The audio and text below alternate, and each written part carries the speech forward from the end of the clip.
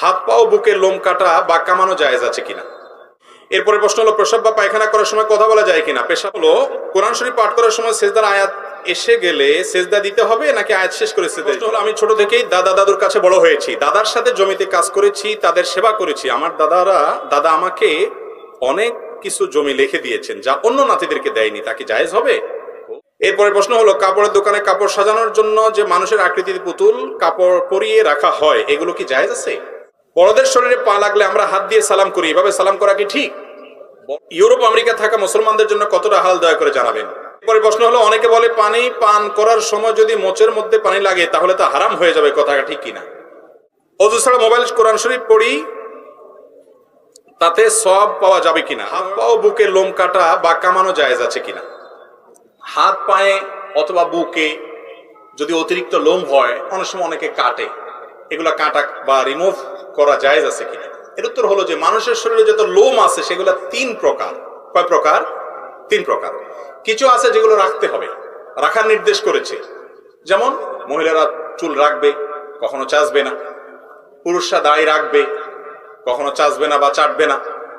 যারা মহিলারা আছেন তারা অবশ্য দাড়ি রাখা লাগবে না। কথা বুঝতে পারছেন? যারা মহিলারা আছেন আপনাদের কি লাগবে না? দাড়ি রাখা লাগবে না। যারা পুরুষ আছেন তাদের কি করতে হবে? দাড়ি অবশ্যই রাখতে হবে, এটা ওয়াজিব। তাহলে পশম কিছু আছে যেগুলো রাখতে হয়, সেগুলো রাখতে হবে, কাটা বা ছাটা যাবে না। আর কিছু আছে যেগুলো চাচতে হবে বা ছোট করতে হবে, যেমন মোচ ছোট করতে বলা হয়েছে। তারপরে আপনার বগলের নিচে, নাভির নিচের পশম, অবাঞ্ছিত লোম, এগুলো চাচতে বলা হয়েছে। এগুলো চাচাটাই হলো সুন্নাহ, এগুলো বড় করা যাবে না, রাখা যাবে না, চাচতে হবে। পেশাব বা পায়খানা করার সময় কথা বলা যায় কিনা। পেশাব বা পায়খানা করার সময় কথা বলা মাকরুহ। কথা বলা কি ভাই? টাইমে মাকরুহ, অপছন্দনীয় কাজ, ভালো কাজ না। একান্ত প্রয়োজন হলো আপনি ভিতরে গেছেন, পানি নাই, একটু বললেন ভাই পানিটা ছাড়েন, এটুকু বলাতে অসুবিধা নাই, এটা তো আপনার দরকারি কথা। টিস্যু নিতে ভুলে গেছেন, যাই দেখেন ভিতরে টিস্যু নাই, তো বউকে বললেন যে একটু টিস্যু দাও প্লিজ, এটুকু কথা আপনি বলতে পারেন। কিন্তু আলাপ সালাপ জোড়াই দিলেন। আজকাল তো আমরা এত বেশি প্রোডাক্টিভ হইতে, ইতিবাচক করতে এত বেশি দুনিয়াদার আমরা, টয়লেটের সময়টা কাজে লাগানোর জন্য দেখবেন যে অনেক আপনার 5 স্টার হোটেলগুলোতে, 4 স্টার হোটেলগুলোতে টয়লেটে একটা টেলিফোনের সেট থাকে। মানে তুমি এখানে কাজ একটা করছো, কেন আরেকটা কাজ করো, মোর প্রোডাক্টিভ হও। এই অতিরিক্ত প্রোডাক্টিভ হওয়ার যেখানে সেখানে কথা বলা, এটা কোনো ভালো রুচির বিষয় নয়। সেখান থেকে আপনার সেটা একটা নাপাক জায়গা, অপবিত্র জায়গা। আপনি যত দ্রুততার সাথে সেখান থেকে বের হইতে পারেন, সেখানে দুষ্ট জিনের অবস্থান থাকে, দুর্গন্ধ। যত ভালো টয়লেটই হোক, কিছু না কিছু হবেই। তো আপনি সেখানে কথা বলবেন, আপনি যখন কথা বলবেন আপনার মুখ নড়বে, হ্যাঁ, এবং শ্বাস প্রশ্বাস তো আছেই, এগুলোর মাধ্যমে আপনি এই দুর্গন্ধ আপনি গলদ করবেন, এটার তো কোনো যুক্তি থাকতে পারে না শরিয়া দৃষ্টিকোণ না দেখলেও। এই জন্য কথা বললে কোনো বড় কোনো গুনাহ হবে না, কিন্তু মাকরু, অপছন্দনীয় কাজ, ইসলাম এটাকে পছন্দ করে না। আজকাল তো দেখা যায় যে অনেক দেশেই আপনার টয়লেটে পেপার রাখা থাকে, মানে পেপার তো আর পড়ার সময় নাই, ওখানে ওই বসে বসে কাজটা সারে। আর একটা কাজ তো আমরা মোটামুটি এখন আল্লাহ মাফ করুক বেশিরভাগ লোকই করি, সেটা হলো মোবাইল টিপা। ঠিক না ভাই? ঠিক। মোবাইল নিয়ে গেলে তো আর মানে টয়লেট থেকে আমরা বের হই না। এই বদভ্যাসটা আমাদের আল্লাহ মাফ করুক বেশিরভাগ লোকেরই আছে। আল্লাহ তাআলা আমাদেরকে সরে আসার তৌফিক দান করুন। যত দ্রুততার সাথে সম্ভব সেখান থেকে কাজ সেরে বের হয়ে আসতে হবে। যদি এই কাজগুলা করেন অপছন্দনীয় হবে, এটা কোনো ভালো জিনিস না। এরপরে প্রশ্ন হলো কোরআন শরীফ পাঠ করার সময় সেজদার আয়াত এসে গেলে সেজদা দিতে হবে নাকি আয়াত শেষ করে সেজদা দিতে হবে?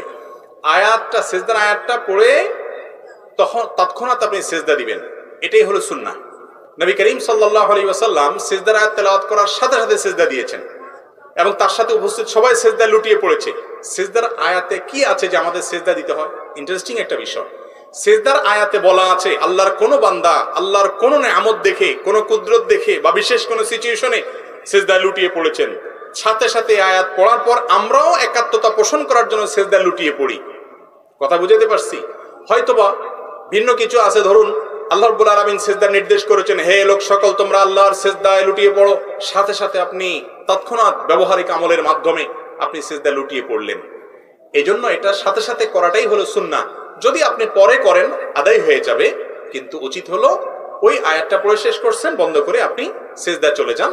আপনি পৃষ্ঠা শেষ করে তারপরে গেছেন, তাতেও অসুবিধা নাই, সিজদা আদায় হয়ে যাবে। এরপর প্রশ্ন হলো আমি ছোট থেকেই দাদা দাদুর কাছে বড় হয়েছি, দাদার সাথে জমিতে কাজ করেছি, তাদের সেবা করেছি। আমার দাদা আমাকে অনেক কিছু জমি লিখে দিয়েছেন যা অন্য নাতিদেরকে দেয়নি, তা কি জায়েজ হবে? খুব দরকারি একটা প্রশ্ন। দাদার সাথে একটু মোহাম্মত বাইলটাল দিয়া টিয়া কাজ টাজ করে দিয়ে কিছু লিখে নিছেন, জায়েজ হবে কিনা? ভাই, দাদার সম্পদে নাতির জন্য নির্দিষ্ট কোনো হিস্সা নাই, সে ওয়ারিস না। এই জন্য দাদা চাইলে কোনো নাতিকে দিতে পারে। এক নাতিকে দিলে যে সব নাতিকে দিতে হবে এটা দাদার জন্য বাধ্য নয়। দাদা বাপ দিলে কিন্তু সব সন্তানকে দিতে হবে, মা দিলে সব সন্তানকে দিতে হবে, কিন্তু দাদা যখন দিবেন তখন সব নাতিকে তিনি দিতে বাধ্য নন। কারণ হলো নাতিরা দাদার ওয়ারিস না, সম্পদের নির্দিষ্ট হিস্সা থাকে না। যার জন্য সম্পদের কোনো নির্দিষ্ট হিস্সা নাই তাকে চাইলে কি করা যায়? দান করা যায়। এরপরে প্রশ্ন হলো, কাপড়ের দোকানে কাপড় সাজানোর জন্য যে মানুষের আকৃতির পুতুল কাপড় পরিয়ে রাখা হয়, এগুলো কি জায়েজ আছে? কাপড়ের দোকানে পুতুল, একেবারে মানুষের অবয়বের পুতুল, বিশেষ করে কোনো কোনো ক্ষেত্রে তো মেয়েদের পুতুল নির্লজ্জভাবে সেখানে রাখা হয়, এটা নারী জাতির অপমান। এগুলো বলে নারীর আপনার সম্মাননা, এগুলো বলে নারীকে মুক্তি করা, এটা নারীর অপমান। নারীকে ভোগের এবং পণ্যের বস্তুতে পরিণত করা, পণ্য হিসাবে এটাকে আপনার সমাজে প্রতিষ্ঠিত করা, এটা নারীর জন্য অপমানের। যাই হোক, তো নারী হোক আর পুরুষ হোক, পূর্ণাঙ্গ মানুষের আকৃতি আপনার দোকানে আপনি রেখে সেখানে কাপড় চোপড় সাজা বিক্রি করলে এটা জায়েজ না, এটা গুনাহের কথা। এটা গুনাহের কথা। নবী সাল্লাল্লাহু আলাইহি ওয়াসাল্লাম বলেছেন, লা তাদখুল মালাইকাতু বাইতুন ফীহি কালবুন আও সূরা, যেই ঘরে কুকুর অথবা এরকম মূর্তি বা প্রাণীর ছবি আছে, সেই ঘরে আল্লাহর রহমতের ফেরেশতা প্রবেশ করে না। নবী করিম সাল্লাল্লাহু আলাইহি ওয়াসাল্লাম বলেছেন, কিয়ামতের দিন এই মানুষগুলোকে বলা হবে, তুমি তো বানাইছিলা প্রাণী, এখন রূহ দাও। বাধ্য করা হবে তাকে, না দিতে বলে তাকে আযাব দেওয়া হবে। এই জন্য এগুলো জায়েজ নাই। দোকানদাররা কল্লা কাটা যেগুলো পাওয়া যায় সেগুলো রাখবে। কল্লার সাথে কি ব্যাপার? আপনি শুধু গায়ে জামাই তো পরাবেন, এই তো। আর যাতে শালীন থাকে সেটা খেয়াল রাখবেন, এটুকু জায়েজ আছে ইনশাআল্লাহ বিদিন। আপনি বলবেন, হুজুর এত বাধা চলবো কেমনে? জান্নাতে যেতে চাচ্ছেন আর সব করবেন খেয়াল খুশি মতো, দুনিয়াতেও জান্নাত খাইবেন, আখিরাতেও জান্নাত পাবেন, এটা কিভাবে আশা করেন? এই জন্য স্যাক্রিফাইস করতে হবে, এবং আল্লাহ যা নির্দেশ করেন, নিষেধ করেন, সেগুলো আমাদের কল্যাণার্থে আল্লাহ তাআলা করেন। বড়দের শরীরে পা লাগলে আমরা হাত দিয়ে সালাম করি, এভাবে সালাম করা কি ঠিক? বড়দের সিনিয়রদের শরীরে যদি পাও লাগে, আমরা আসলে একটু হাত দিয়ে টাচ করে একটু তাকে সম্মান জানাই, এটা ঠিক আছে কিনা? আমাদের অনেক ভাইরা বলে এটা ঠিক না, এটা সালামের কোনো পদ্ধতি না। আমার মনে হয় যে এটা ঠিক আছে আমাদের দেশের জন্য, কারণ বড়দেরকে সম্মান করতে হবে। আমাদের দেশে কারোর গায়ে পাও লাগলে এটা তার প্রতি অপমান হয়, তাকে অসম্মান করা হয়। ইচ্ছাকৃত লাথি মারা একটা অপমান, পাও লাগলে এটা এক ধরনের অপমান। তো আমার যে ভুলে পাও লাগছে এটা বোঝানোর জন্য আমি তাকে টাচ করে যদি বার্তা দেই যে সরি, এটা আমার আসলে ইচ্ছাকৃত হয় না, তাকে টাচ করার মানেই হলো এটা বলা যে ইচ্ছাকৃত হয় না। আর আমি তাকে টাচ না করলে সমস্যা মনে করতে পারে, বেটা আমার পাও লাথি দিয়ে চলে গেল, কোনো মানুষ মনে করলো না, অসম্মানিত বোধ করতে পারে, অপমান করতে পারে। কোনো মানুষকে অপমান হয় এমন কোনো কাজ করা জায়েজ নাই। টাচ করে বুকে হাত দেওয়া হয় মানে আপনাকে আমি সম্মান করি, অসম্মান করি না। তো এই নিয়তে তাকে একটা বার্তা দিলেন, এতে অসুবিধার কিছু। এরপরে প্রশ্ন হলো, ইউরোপ আমেরিকা থাকা মুসলমানদের জন্য কতটা হালাল দয়া করে জানাবেন। ভাই, অমুসলিম প্রধান অঞ্চলে, অমুসলিম প্রধান দেশে মুসলমানদের জন্য গিয়ে মুসলমান প্রধান এলাকা থেকে বসবাস করা হাদিসে নিষেধ রয়েছে। কেন? কারণ সেখানে নিজের ঈমান আমল টিকানো যায় না। নিজে কষ্ট করে টিকানো গেলেও পরবর্তী জেনারেশন টিকানো যায় না। বহু মা বাবা আমাদের কাছে কান্নাকাটি করেছেন, একটু হালুয়া রুটি ভালো খাওয়ার জন্য সেখানে চলে গেছেন, পরবর্তী জেনারেশন কাফের হয়ে গেছে, বেঈমান হয়ে গেছে, কারণ শিক্ষা প্রতিষ্ঠান এবং সব জায়গায় সে প্রভাবে সে নষ্ট হয়ে গেছে। আপনার জেনারেশন কাফেরের দিকে, কুফরের দিকে চলে যাবে, আপনি সেই পথে যেতে পারেন না। তবে হ্যাঁ, সেই সমস্ত এলাকাতে যদি আপনি দাওয়াতের উদ্দেশ্যে থাকেন, দাওয়াত আপনার মিশন হয়, ইসলামের প্রচার আপনার মিশন হয়, তাহলে জায়েজ আছে, সেই উদ্দেশ্যে বাচ্চাদেরকে সেভাবে গড়ে তুলবেন ইনশাআল্লাহ। এরপরে প্রশ্ন হলো, অনেকে বলে পানি পান করার সময় যদি মোচের মধ্যে পানি লাগে তাহলে তা হারাম হয়ে যাবে, কথাটা ঠিক কিনা? মোচে আপনার যদি পানি পান করার সময়, খাওয়ার সময় লেগে যায়, অনেকে বলে মাকরু হবে, অনেকে বলে হারাম হয়ে যাবে। এক লোক নাকি মদ পান করার সময় এরকম আপনার তার অনেক লম্বা মোষ, আবার মদও খাচ্ছে, তো মোষগুলা উঠায় ধরে পান করতেছে।